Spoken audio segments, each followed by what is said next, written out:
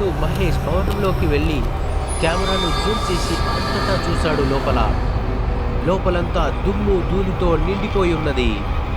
కింద సోఫాలో అక్కడక్కడ రక్తపు మరకలున్నాయి. స్నేహితులారా, జాగ్రత్తగా దీన్ని చూడండి. ఇక్కడే శాంతిప్రియ శవం దొరికింది. ఈ సోఫా మీదే కూర్చొని లార్డ్ వారన్ వంజులి యొక్క డాన్స్ చూస్తుండేవాడు. మహేష్ ఇలా వింతగా పిచ్చిగా మాట్లాడుతూ తన వ్లాగ్ షూట్ చేస్తున్నాడు.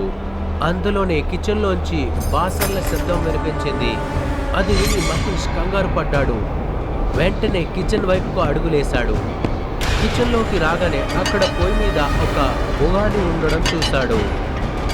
కొద్దిసేపటికే ఆ బొగాని మీదున్న ఊత అకస్మాత్తుగా కింద పడిపోయింది. అది మహేష్ ఒక్కసారి గుండె ఆగినంత పని అయింది.